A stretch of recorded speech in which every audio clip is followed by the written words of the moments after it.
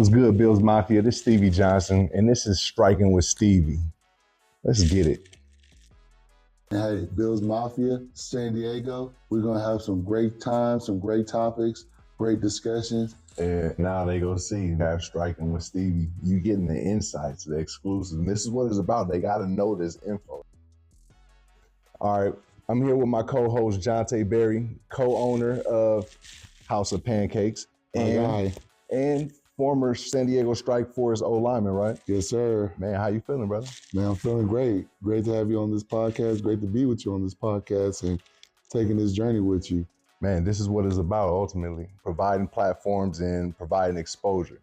So exactly, like more so about telling them about Striking Stevie and what entails about what they can expect for this season. Yeah, I mean, from player interviews, coaches, getting to know the coaches, getting to know the players, not only just about the game and what they've been doing, but getting to know these people. Providing that platform, like we spoke on earlier. You say you play with the Iowa Barnstormers, and there's a guy a fellow 13, Kurt Warner, a guy who just needed a chance. We spoke on that early in our conversation. He got that chance, and what did he do with it? Took it to the next level, became a Hall of Famer, a great, everybody know that. And that's what I see with a lot of these players. They may not all get to that Kurt Warner status, but they have that dedication that Kurt Warner have, and you just never know, This may either get you to a training camp or it might get you to meet a nice female, from going to the game, now you got a life. You better off in a community as opposed to depressed and sad and I wish I would've, I wish I could've. Yeah, you can utilize this platform, for good. Exactly, and utilize it while you have the opportunity, because at the end of the day, Father Time doesn't wait for nobody. So the Strike Force. Let's talk about the Strike Force. Let's talk about you first off. How did you get to the Strike Force? Oh man, so back in 2019, I first heard about the Strike Force. So first, I was blocking for Johnny Manziel at the Spring League. This Manziel? Yeah, Money Manziel. Okay. I was his guard and his tackle. Okay. Like after the Browns. Okay, after the Browns. Okay. So after he had the fiasco, I was with him at the Browns. And was he with the Strike Force at this time? No. He wasn't with the Strike Force. But this is how I came about the Strike Force. Okay. So I was with Johnny in the Spring League, and then from the Spring League, I went to York Hall in Jacksonville. And so from Jacksonville, I was at York Hall. I told my coach, I was like, man, I'm hungry. He said, man, if you're hungry, we'll go get you something to eat. But I was like, nah, coach, I'm hungry to play. Okay. I didn't really get no playing time while I was out there. And so I originally signed to the Green Bay Blizzard. Okay. Out there in Milwaukee. But the thing was, when I signed there, I wasn't really feeling because it was cold. And at the time, my girlfriend. Cold, but it's indoor. So that affected you? That weather was that strong? It's indoor football we talk about, right? Right. I didn't think of it like that until now, but it was more so the outside of walking in the cold. Life outside the community, exactly. which is, it's very prominent. People, for those that don't know, Jonte is huge in the community. So I understand what you mean. It's too cold. Can't get out there. Can't connect with too many people. So It's a lot going against you in a sense. Yeah, and so then at that time I was in a relationship, and so my girlfriend lived out here, and so it made sense to try to play out here. And then when I saw the team, they was trash. Okay. And so they was like 2009. This was 2019 or 2020? 2019. Okay, so that's pretty much the beginning of the Strike Force. I'm the original. Okay. Like, let's go. Like I've been there through. I actually walked on the team. So what happened was, it was already in the middle of the season, and I called Coach Burt, our team president. I said, "Hey, can I get a tryout?" And so he's like, "Yeah." So then I went to there to go try out on the field. I ain't gonna lie, I got depressed and I got fat. And when I got fat, I was still working. And I told him, I said, hey, Coach Taylor, who's now the head coach. Okay, TG. I said, hey, if you give me a chance, not only am I gonna get in shape, I'm gonna bust my ass and I'm gonna prove it to you that I'm worth it. And I mean, look now, we're doing a podcast. Man. I mean, I seen this from what it was to what it is now, and this is amazing feeling, Right. And it's even more amazing that we we got you on here. So how life been after football?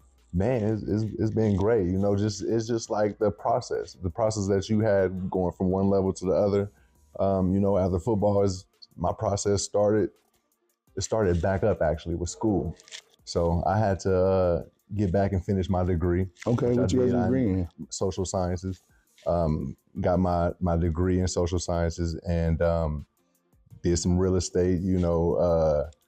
And then mentorship. You know, that's what I got heavy into. Those three things. Obviously, family is one that's always there, but you know, once the playing days are over, you know, you run into a certain situation. You spoke about depression. Right.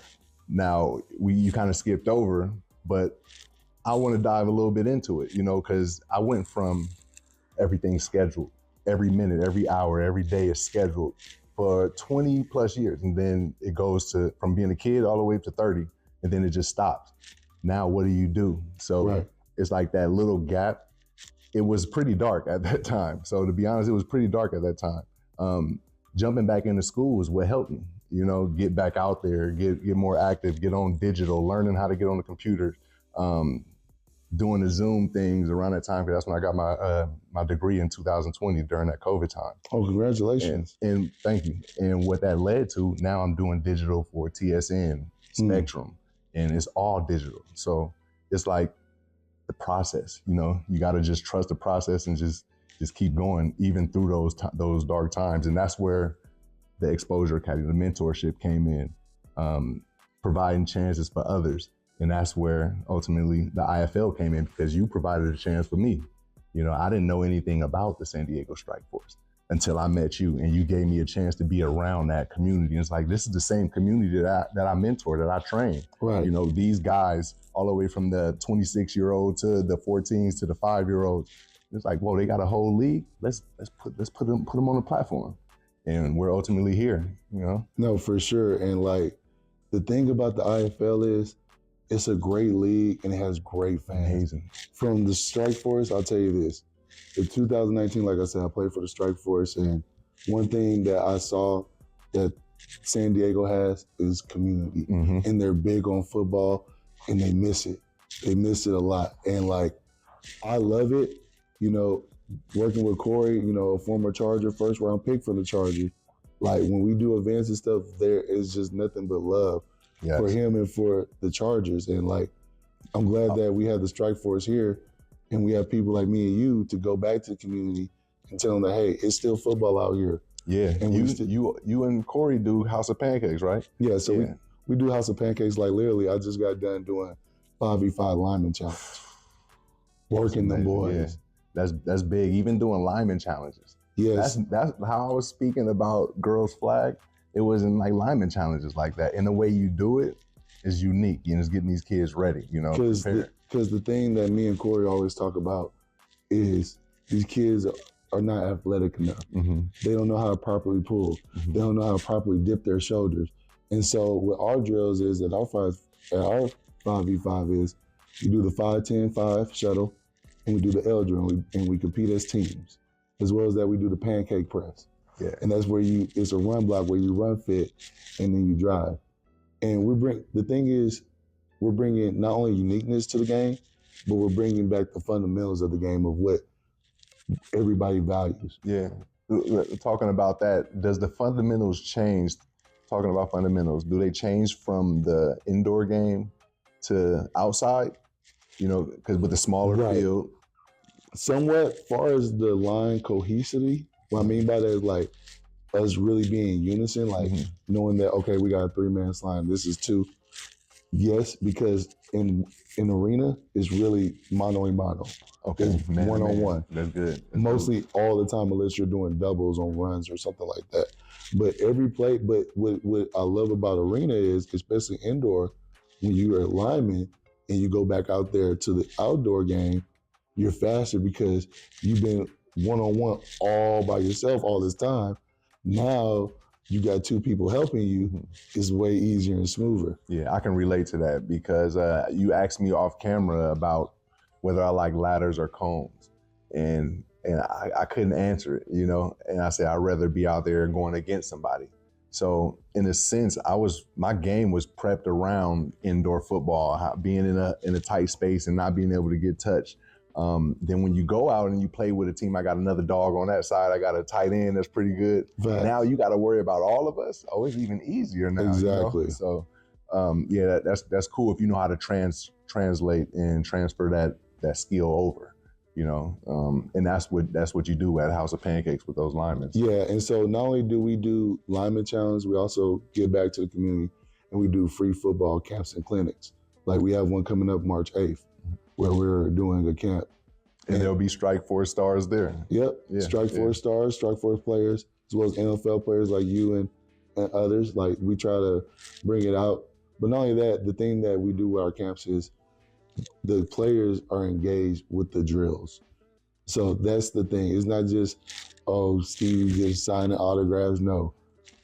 Everybody that I bring to the House of Pancakes clap, whether it's an NFL player or whoever, they're engaged. And that's what I love about it, because it's giving back to the youth. Mm-hmm. Not just the boys, but the girls. Mm-hmm. And I know that you're big on girls too. Mm-hmm. And I know that you have your organization.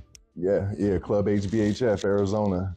That's where I say Arizona is. That's because that's our most prominent location with our females, and that's where it started from. We started with two girls. My guy Brian Koger and his daughter Maddie. That's my niece, Maddie Koger. Now she done went from 5 playing outside with the boys co-ed to starring on teams with girls that you may be familiar with, like Kilolo. Kilolo, Super Bowl star. Yeah. Oh wow. Yeah. So the face of one of the best Super Bowl commercials, reenacting with the Saquon jump. She was originally with our Club HBHF team. So what's crazy now that you say that? So I also coach flag, and so when I coach, I faced her in a tournament when my coach is Coach Mack, and literally, I'll tell you. So let me tell you the flag story. We're on the goal line. Yeah. This is LA. It's a flag for life tournament. So we're on the goal line. We got them down. It's like they're up, but we got them 4th down on the goal line. We ready. So she's lined up inside, and so I know it's a whip route coming. And I'm telling my particular girl who's going against her at that time. Her name's Hannah. She plays college flag right now. See, I love that though.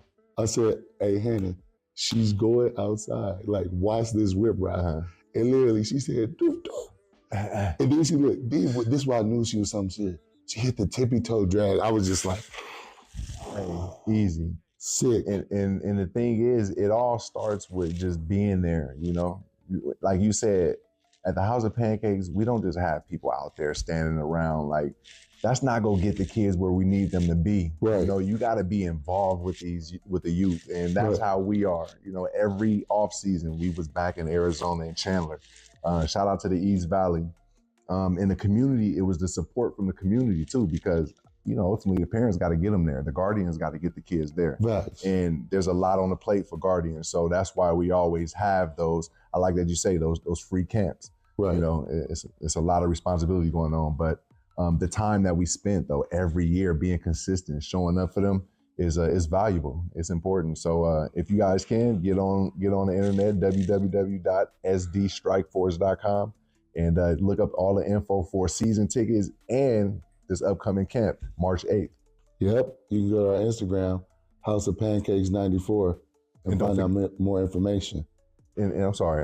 Don't forget, you can visit our IG at striking_Stevie13, and you can find all things Strike Force or community or IFL. Even like we doing just education, just learning. Exactly. Learning about this. All right. Tell me this. Music-wise, R&B or hip-hop? You know what? I got love for both, but I'm gonna take my chances with R&B, man. I'm really more of listening to lo-fi and just like vibing out and chilling, trying to see what's next, what's the next game plan. And sometimes the music kind of get in the way, in a good way and bad way. Right. So I don't want to be too biased, but I'll take my chances. Okay, I'm going to give you a tough Bills Mafia question. You trying to give me, what's up? You trying to get them on my neck? No, but we got to support. Listen, look, hey, fans, Listen, Bills Mafia, we here for y'all. We want All to show day. some facts, some trivia. So, all right, I'm going to get a little tricky with this one. It's a fade ball. Uh-huh. It's a fade ball. Yeah. You can only throw it to one or the other. You ready? Andre Rison or Andre Reed? Who you throwing to? Reed. I'm going Reed. I'm going Reed too. Yeah, that was Easy. easy. Yeah. Easy. That was easy. Rison was a dog. He was Showtime. He was the one who was getting in trouble before I was getting in trouble with Celebration. So, I know Rison. But when it come down to that guy though, like Reed was dangerous. How many yards he had? Like 22,000 yards? He got something crazy like that. So man, I'll tell you putting this. in work. Andre is one of the greatest of all time. And this was even more amazing. I don't know if you remember the comeback against the Houston Oilers, where he had 3 touchdowns. And that big in the playoffs at that. Yeah, no doubt. And the thing about Reed is he inspired me because he was one of those guys also that came back. Like after the guys go, you don't really expect to see him around. And we're like, hey, what happened to this guy? What happened to that guy? But in Buffalo, he was back at training camp. He was talking to us, you know what I mean? He was locked in with us. So it was like he was telling us how, he got this investment, what he's doing here, safe investments and things like that. Like he was really showing us life after football while we was in the game. So big props to Reed, man. No, for sure. Big props to Andre as well as Teresa Reed. Thank y'all. We love y'all. Yeah. Big thanks. For sure. All right, so I'm gonna ask you this. Okay, that makes sense then. So I'm from Houston, Texas, born and raised. I went to A. Lee Taylor with Martellus and Michael Bennett. My boy Obo went there. My boy Kalu, Mr. Blocking Punts all the time. We got ballers with 6A. So how about you? What high school you went to? Yeah. Shout out H-Town. So I'm from Northern California though, in Fairfield. Rodriguez High is where I ended up transferring from, and I had a scholarship to Wyoming at first. Oh, snap. And what happened was it fell through though because the school was so brand new. We transferred from San Francisco to Fairfield, and I passed the science class, but the class wasn't for clearinghouse or whatever. Oh yeah. Yeah, so I wasn't one of those guys. So I had to go JUCO route, and from there I ended up going to Hayward, which is in Oakland, which is in East Bay, basically. That was your first JUCO you went to? Yeah, I only went to one. So okay. Yeah, I only went to one JUCO, and then I ended up going 2 years there, and then on to Kentucky. Man, JUCO life. Look, I'll tell you this. I know my JUCO life was hard. Like in 2000, like you said earlier. How many people did you live with in JUCO?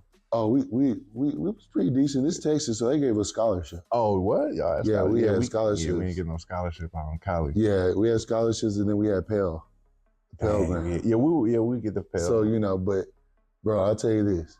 I'm gonna look in this camera and say this. Kilgore made me a man. Well, I mean, Kilgore made me a man. Shout out to Coach Eckert. Shout out to your boy Coach Pruitt, who's at University of Kentucky. Coach Leslie. Can't forget my main dog, who's the head coach right now, who recruited me. And this is what he told me when he came.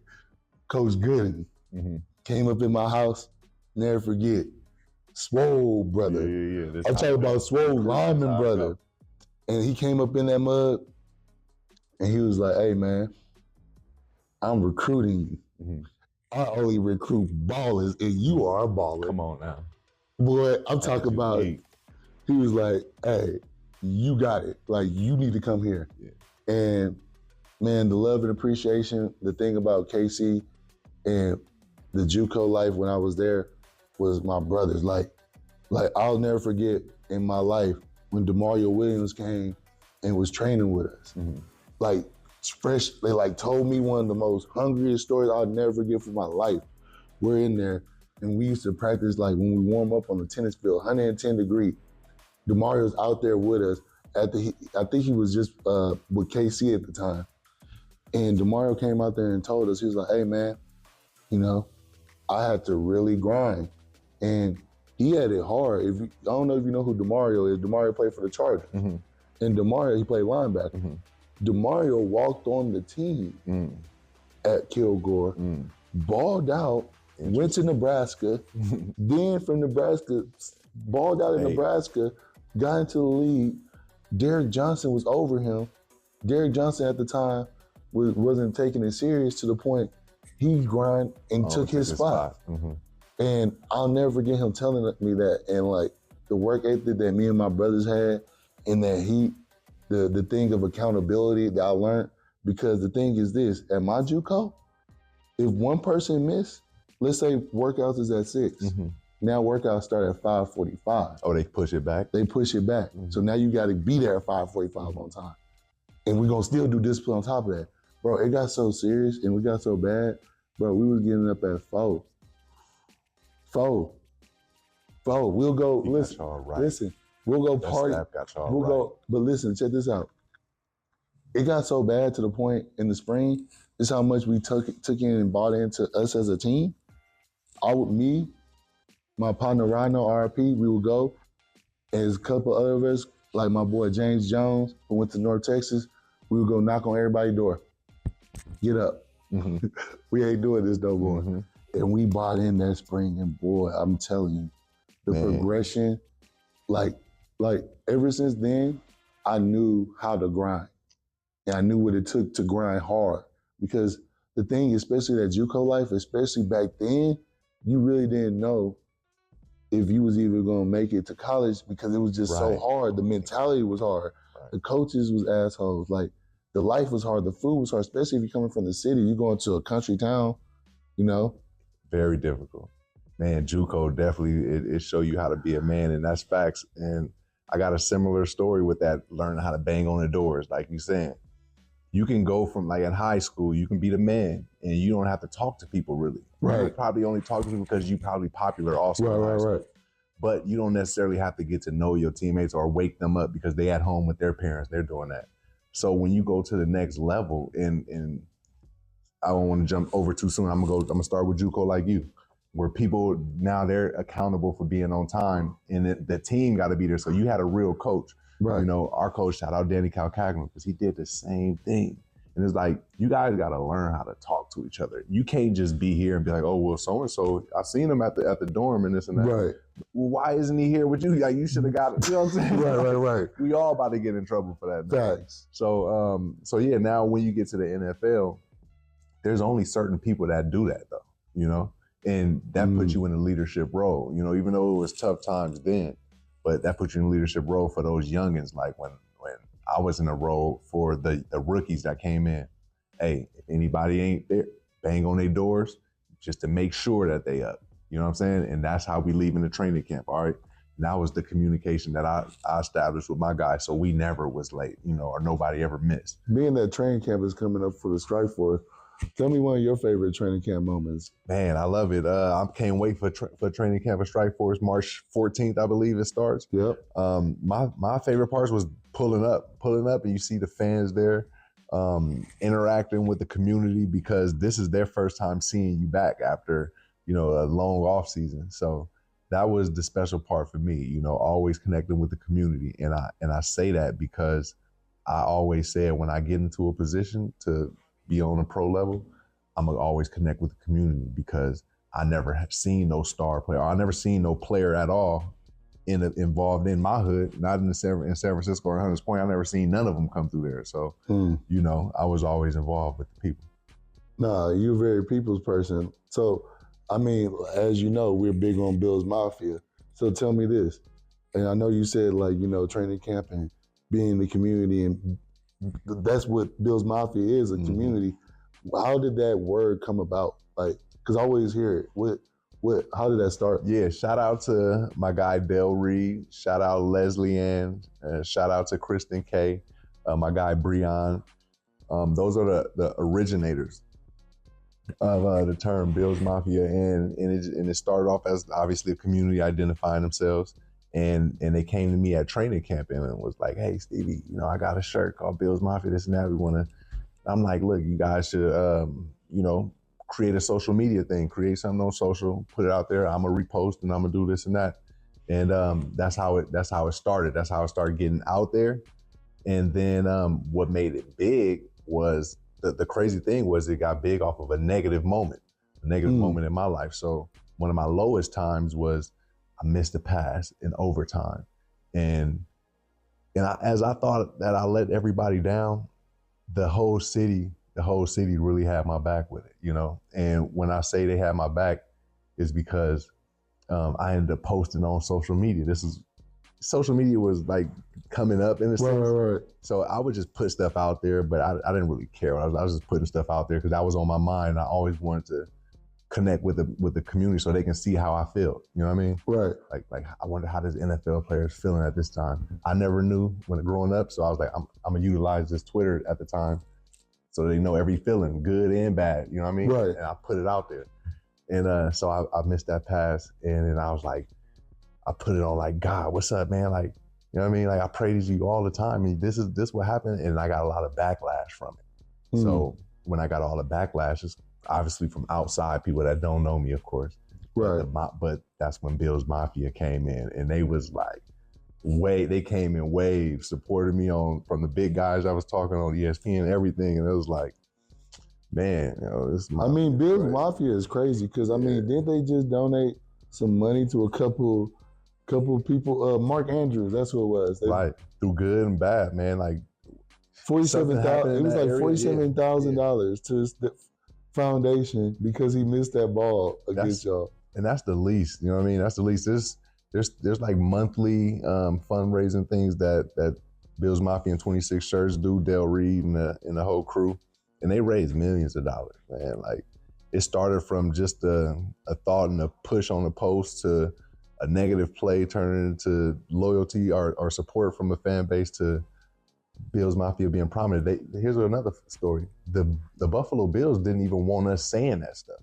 If they would tell us in meetings, specifically me, don't be posting nothing with Bills Mafia, don't say Mafia, because at that time, obviously, it was strict. Oh, yeah. You can't say that. So as prominent as it is now, and people thinking they don't think twice about it. But back then, you would get in trouble. I was getting fined for reposting because I was with the community, even though I was on the team. They tell me not to say Mafia. So tell me this, biggest fine you ever had? And what was it for? The biggest fine that I had? Well, they kind of all the same. When I was celebrating, they was kind of all the same. Celebrating? Yeah. I can say like this, the weirdest fine was not having the socks at the height in the middle of my leg or something. They tried to fine me $5,000 for that. Wait. Sock? Yeah. In the middle of your leg? Yeah, that was like and you got fined $5K. Yeah, that was like one of the silliest fines. So when you get a fine, how does it go? Where is it in your locker? Yep. Once you come, game over. You go back to the. Wait, so you get it after the game is over with? No, not that fast. Once you go back to practice, like the next day. Oh, okay. Then you'll have your envelope in there, and it's like you got fined for uniform or something, this and that. So that was pretty silly, and all the other ones was more like in-game celebration stuff. Oh, okay. Dang. I really want to touch on one point that you said about that dropping that ball, because I think what's wrong with these young kids' mentality is when they drop one ball, they think it's done, and then they get so out of whack. Just even as a lineman, they get so out of whack to the point they lose track of like, okay, but we here to tell y'all, be some dogs, and whether you drop a ball or you miss a sack or you gave up a sack, don't give up. Don't look at it as, oh, okay, like that's the end of the world. I done had some of my best games giving up a sack and coming back. I'll give you a perfect story, strike for a story. Last season, right? So Nate Davis, shout out my boy Nate. So listen, I'm at right tackle. We're going against the Frisco Fighters, all right? So we run a zone play. And when we run it, I step wrong, and he got me. You know, it happens. It's football. He got me. And me, in my mind, just like I told you, I see the holes. I knew I was going to see the hole. I told him, I said, he got my ass. Nate was like, what are you doing? Like, you missed the damn block. So then, back door, we run the same play again. This time, I'm boom, boom, boom. drove over to the thing, Right. turned to the camera, was like, yeah. Let's go. Man, Let's go, like I'm telling you like this, I love the game. Like, when I love it, like, I love, like, even right now, coaching, like seeing my kids, from my flag kids to the kids, and like, I have no kids, so these are my kids. You feel what I'm saying? Yeah, I hear you. It's just like, man, like when they make a big play, I'm just, especially if I'm helping them or I train them, I feel it's a part of me. And so, like, Absolutely. when I made that play, oh my goodness, I went, because I'm like, I talk a lot, but I don't talk a lot, and so like but games and stuff, I'm tuned in. Yeah, you gotta be. I'm in the zone. Like, so tell me this: when you were getting ready for game day, I know, even though you say you listen to R&B, what was some of your songs? I don't know. I was more like, I want to get fresh though. Like, I need my uniform to be clean. I want to get the towel. I'm gonna get my swag towel right. Man, so man, I'll tell you this, man. My playlist, I got that Gucci. Gotta have some Jeezy. Mm-hmm. I'm talking about Jeezy, Thug Motivation 101 Jeezy. Like, that's what I'm on. Like, I'm with it. Like, yeah. Hey, so were you the guy in the locker that had the music box? I didn't have the music box. I had the music system.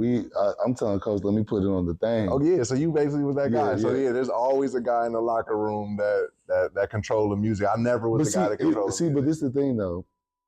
When I did control the music, everybody vibing. But then, like, I'm gonna be honest, sometimes in certain teams, the music be whack. I'll tell you the best time I had the music. The best time I had the music was when I played for the Iowa Barnstormers. Shout out to the Iowa Barnstormers. When I played, that's where Kurt Warner played at. Mm-hmm. So there's this song that I listen to. It's by J-Dog. It's called The First 48. And it's like, you hear your heartbeat. And so then I'm pumping on my chest with my pads on. I got the people rocking. Yeah. He's like, it's just you feel it. You feel it. Just that, and then my favorite song, shout out to my coach, Coach Turco. He put me on this, and it gives me goosebumps until I started listening to it in football when he told me his story about his life. Feel It in the Air by Phil Collins. Yeah, like that. That's a vibe. You talk about vibe, bro. I'm talking about, that's a vibe, especially like when you ready and you just in there. See, I can feel that right there. And then what is that under? That's not R&B, that's not rap. What is that? More like rock. Is that rock? Like rock genre. Yeah, like that Phil Collins, I can feel in the air. Oh my goodness. Yeah. And then when that beat drop, I'm talking about, man, all right, tell me this. Coaches. Mm-hmm. We got to talk about coaches. Yeah. Most impactful coach that you had? Man, good one. I have some really good coaches, man. Let's go to the levels.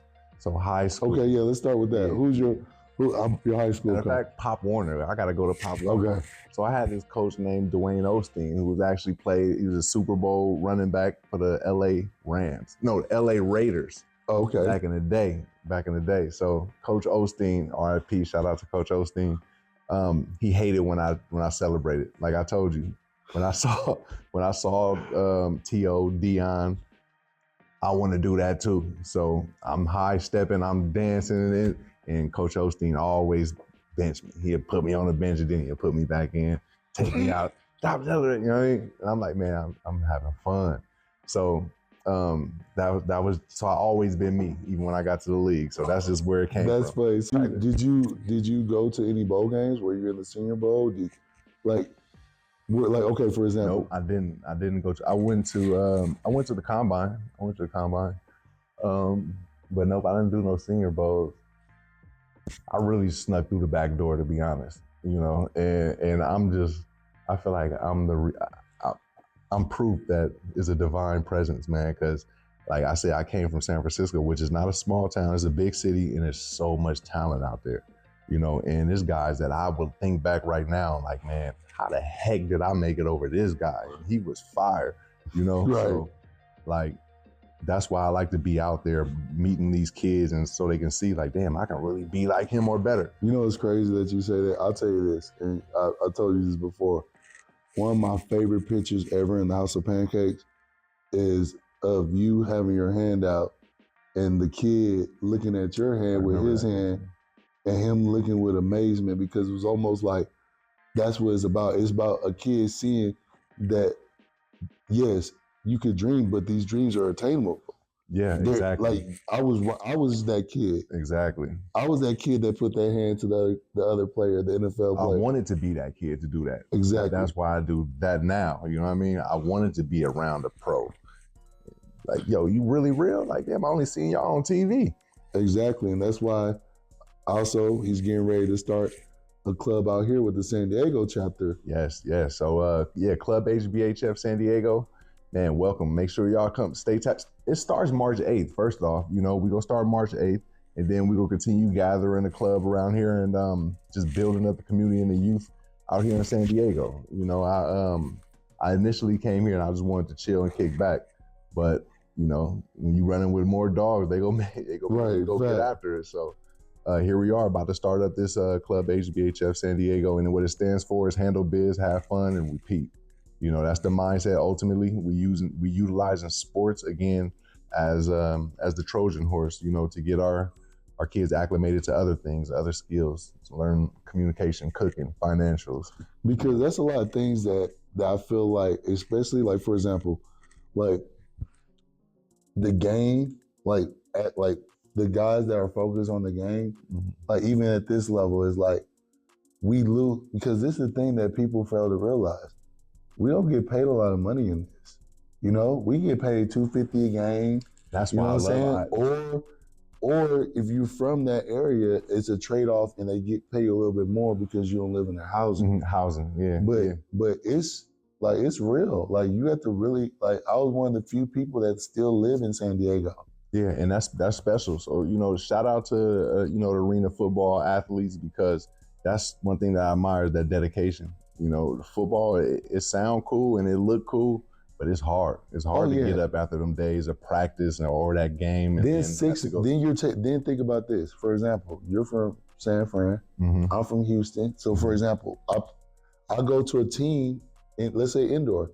I go to a team, I'm gone for 6 months. Now I have to change my life as far as the money that I was making. Exactly. Reset everything, put football back as my dedication of what's first in my life. And I think sometimes people don't understand that.